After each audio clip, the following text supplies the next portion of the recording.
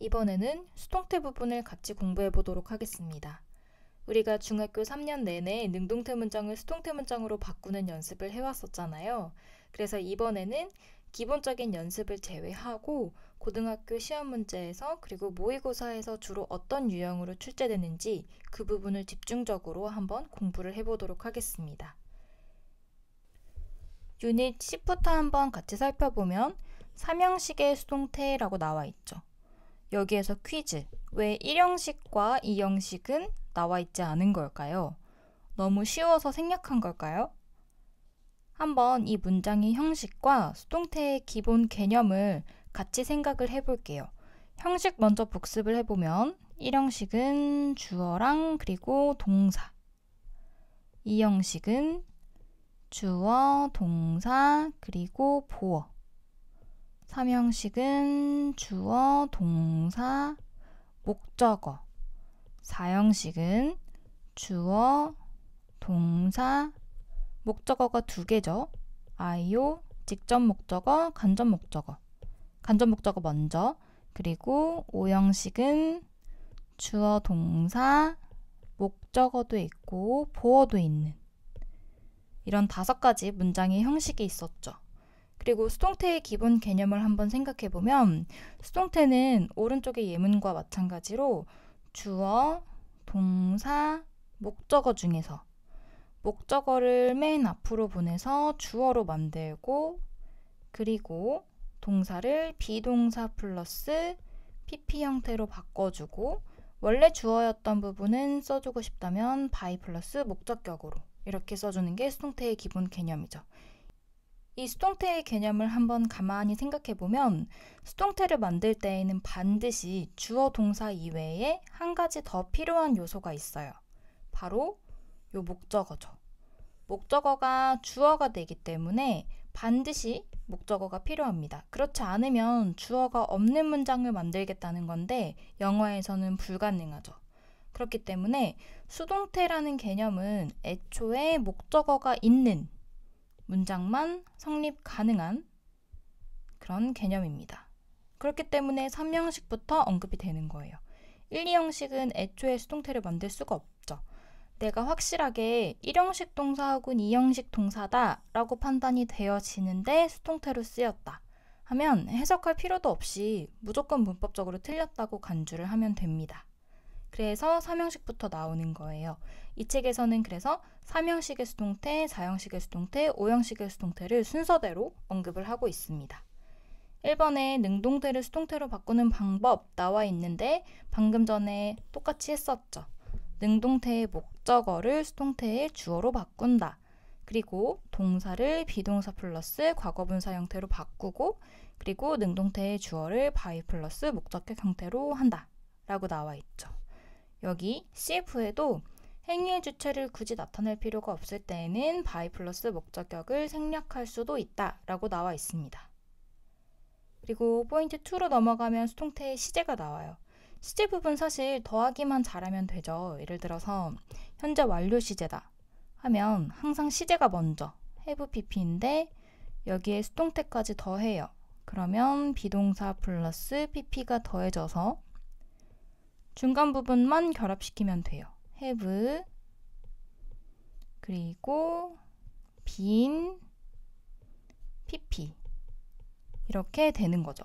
이 더하기만 잘하면 되는데 오히려 서술형이 쉬워요.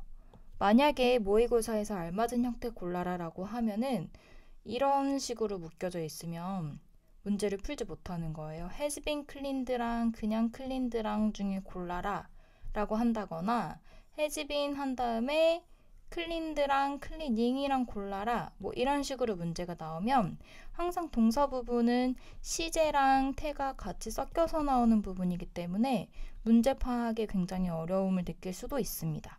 이럴 때에는 찬찬히 살펴보면서 이렇게 잘 쪼개서 봐야 돼요.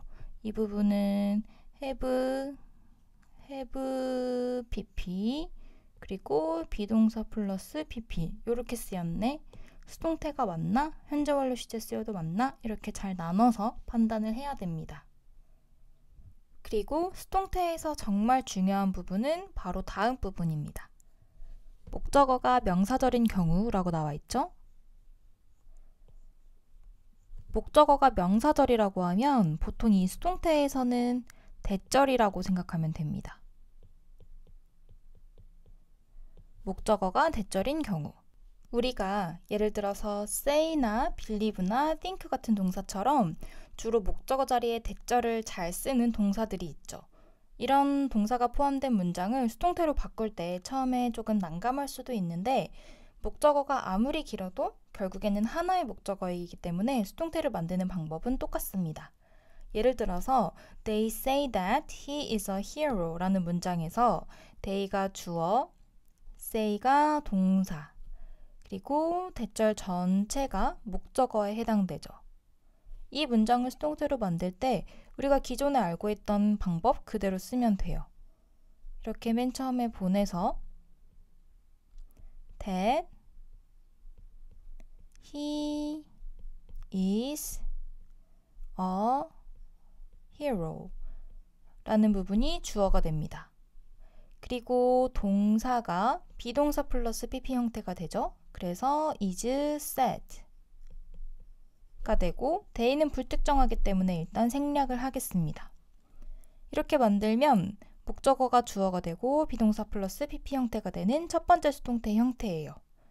그런데 영어에서 특징 중에 하나가 주어가 투부정사이거나 주로 대절일 때 너무 길면 가주어, 진주어 형태로 바꿔서 쓰죠. 그게 바로 요 두 번째 형태입니다. 그래서 가주어 it을 써주고 뒤에 진주어 형태로 대절을 보내주는 거죠. 그리고 한 가지 과정이 더 있어요. 세 번째로 이제 이 형태로 써도 충분히 괜찮아요. 이 형태로도 실제로 많이 씁니다. 그런데 요 가주어 이 자리가 어차피 가짜 주어이잖아요. 형태만 채워넣기 위해서 써주는 주어이기 때문에 요 대절에 있는 요 주어를 앞으로 한번 빼보자 라는 게 세 번째 형태예요. 그래서 요 대절의 he를 앞으로 빼고, 그러면 대절이라는 건 주어와 동사가 오롯이 있어야 되는 형태인데 여기에서 주어가 앞으로 나가고 동사 다음 부분만 남았죠.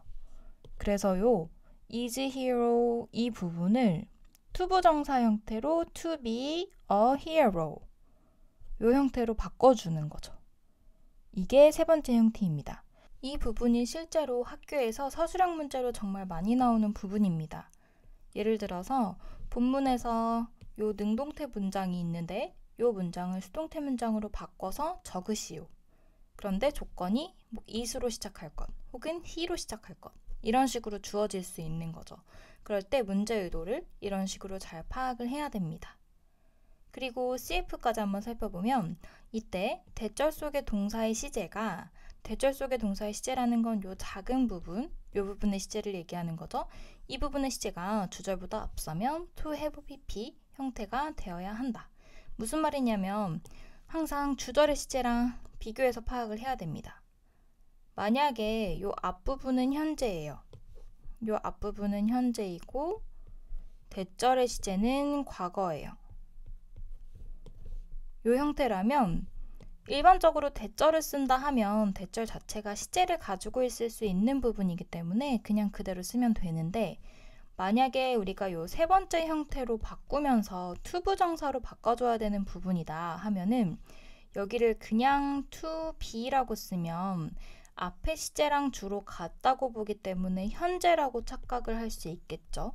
그래서 만약에 요 세 번째 형태로 바꾸는데 그러니까 요 she를 앞으로 보내고 요 뒷부분을 이제 투부정사로 남겨주는데 요 투부정사 부분이 될 부분의 시제가 요 앞에 있는 주절의 시제보다 더 과거라면 to have pp 형태를 써야 된다는 거죠. 그래서 이 부분도 주의를 해야 됩니다. 사실 이 부분까지는 시험 문제에는 자주 나오지는 않은데 만약에 선생님이 좀 집중적으로 언급을 하시는 부분이라면 실제로 문제에 나올 수도 있습니다. 이 부분은 항상 실제로 이 과정을 하나하나 우리가 수학 과정을 적듯이 적어보면서 연습을 하면 도움이 많이 됩니다. 유닛 11에서는 4형식과 5형식 문장의 수동태에 대해서 나오고 있습니다. 앞서 얘기했듯이 고등학교 올라가면 이 문장을 수동태로 어떻게 바꿔? 라는 류의 문제는 더 이상 나오지 않아요. 이제 맞는지 틀린지, 그리고 능동인지 수동인지를 판단해봐. 이런 식의 문제가 주로 나오죠. 그래서 문장을 바꾸는 방법은 복습을 한다 생각을 하면서 연습을 하고, 여기에서 가장 중요한 부분은 뭐가 맞고 뭐가 틀린지, 뭐가 안 되는지에 대해서 조금 더 잘 판단을 해야 됩니다.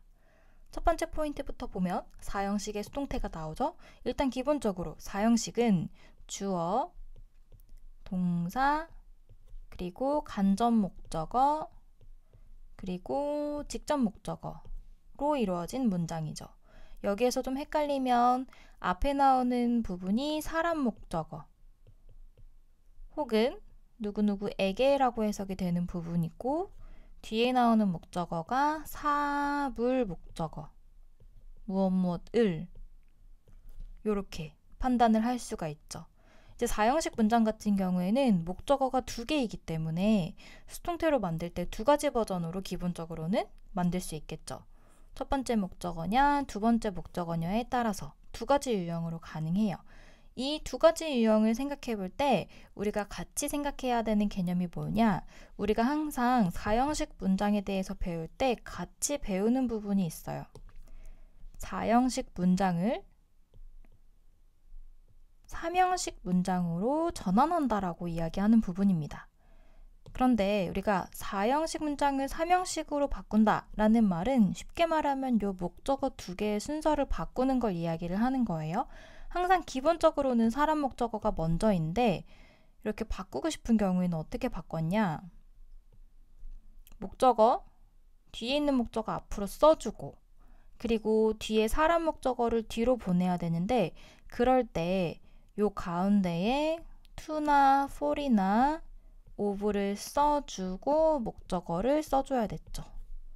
요게 이름으로 이야기하자면 사형식 문장을 삼형식으로 전환하는 거, 더 쉽게 표현하면 2 목적어의 자리를 바꾸는 것입니다.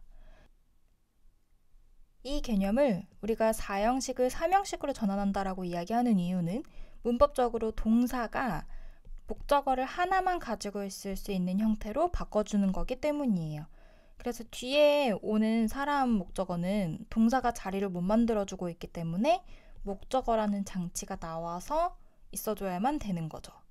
이 개념을 같이 생각한 다음에 여기에서 한 가지 규칙, 수동태로 만들 때에는 동사 바로 다음에 오는 동사와 가까운 목적어를 주어로 만들어준다. 이걸 생각을 해보면 조금 더 쉽게 접근을 할 수 있습니다. 예문을 통해 한번 살펴보도록 하겠습니다. She gave me a chance라는 문장을 한번 예를 들어보면 She gave me a chance. 기본적인 사형식 문장이죠. 주어, 동사, 간접 목적어, 직접 목적어. 일단 요 사형식 문장을 삼형식으로 바꾸는 것도 먼저 해볼게요. She gave 하고 요 2개의 순서를 바꿔요. 바꾸면 a chance 하고 사람 목적어가 뒤로 가면 give라는 동사는 전치사 to를 씁니다. 이렇게 사형식을 삼형식으로 바꿀 수가 있죠. 주어, 동사, 목적어, 그리고 2번째 목적어. 그 다음에 수동태를 만들어 보는데 아까도 얘기했듯이 항상 동사 다음에 나오는 목적어, 동사 다음에 나오는 목적어까지만 수동태에 관여를 한다고 생각을 하면 돼요. 이제 그러면 요 첫 번째 문장 같은 경우에는 me가 주어로 I, 그리고 동사 BPP가 돼야 되니까 was given. PP까지 쓴 다음에 요 나머지 부분은 그냥 그대로 내려주는 거예요. A chance. by her 써줘도 되고 안 써줘도 되고. 2번째도 마찬가지로 요 동사 다음에 목적어를 주어로 a chance 하고 비동사 플러스 pp로 was given 하고 이번에도 마찬가지로 pp 다음에 보어 그대로 내려줘요. to me. 이렇게 써주면 되죠. 그래서 이런 식으로 직접 목적어를 주어로 만들고 싶을 때에는 이 직접 목적어를 동사 앞으로 한번 보내고 이 과정을 거쳐야 되는데 나중에 문제를 많이 풀고 좀 개념에 익숙해지면 그냥 얘가 주어로 갈 때에는 이 전치사를 추가해줘야 된다. 이런 식으로 바로 암산이 되는 거죠. 이 부분을 주의를 해야 됩니다. 이 개념을 바탕으로 1번부터 한번 자세하게 살펴보도록 하겠습니다. 1번에는 간접 목적어와 직접 목적어가 둘 다 수동태의 주어가 될 수 있는 동사라고 나와 있죠. 사실 1번이 가장 기본적인 형태예요. 대부분의 동사들은 이 간접 목적어나 직접 목적어 두 가지가 모두 수동태의 주어가 될 수 있습니다. 그리고 여기에 이제 전치사도 나누어져 있죠. 전치사 만약에 뒤에 사람 목적어가 남는 경우에 to를 붙이는 경우, of를 붙이는 경우, 그리고 여기는 for를 붙이는 경우의 동사는 나와 있지 않아요. 사실 이 부분은 2번으로 넘어가면 나옵니다. 2번을 한번 살펴보면 2번에는 직접 목적어만이 수동태의 주어가 될 수 있는 동사라고 나와 있죠. 사실 이 2번과 3번부터는 약간 예외적인 부분이라고 생각하면 됩니다. 원래는 이 두 가지가 다 수동태의 주어가 될 수 있는데 약간 예외적으로 2번에서는 직접 목적어만, 그러니까 사물 목적어만 수동태의 주어로 갈 수 있대요. 이건 다른 문법적인 이유가 있다기보다는 해석상의 이유라고 생각하면 됩니다. 해석상의 이유. 무슨 말이냐면 동사를 한번 살펴보면 이제 가장 흔하게 우리가 보는 동사들 중에 buy라는 동사를 한번 살펴보면 요 예문처럼 He bought me a nice bag 이라는 문장에서 우리가 보통 첫 번째 오는 걸 간접 목적어, 두 번째 오는 걸 직접 목적어라고 하는데 만약에 사다라는 동사가 수동태로 바뀌면 사지다의 뜻이 되는 건데 요 사람 목적어가 주어가 되면 사람이 사지다의 의미가 되는 거죠. 그럼 좀 해석이 이상하긴 하죠. 그래서 여기에 나오는 동사들은 해석상의 이유 때문에 사람 목적어를 주어로 쓰지 않는다라고 생각을 하면 됩니다. 여기에 나오는 동사들 생각해보면 다 마찬가지예요. 노래하다도 원래 간접 목적어에게 이 노래를 불러주다인데 사람 목적어가 앞으로 가면 사람이 노래가 되어지다 혹은 사람이 쓰여지다 사람이 요리가 되어지다 이런 식으로 해석하면 좀 의미가 이상해지는 거죠. 그래서 이 부분은 한번 만들어 본 다음에 해석으로 판단을 해도 괜찮습니다. 주로 for이 붙는 류의 동사들은 다 이제 사람 목적어가 주어가 되면 좀 이상한 경우라고 생각을 하면 됩니다. 그리고 3번이야말로 정말 더 예외적인 부분이라서 다루지 않는 고등학교 문제집도 많이 있는데 직접 목적어를 수동태의 주어로 쓸 수 없다는 말은 다시 말하면 사람 목적어만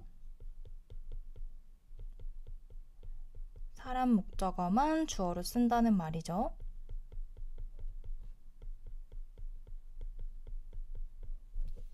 이런 동사들 예를 들어서 envy, 부러워하다, save, 구하다, spare, 여분, 시간 등을 남겨두다 이런 류의 동사들은 무조건 사람 목적어만 주어로 만든다고 합니다.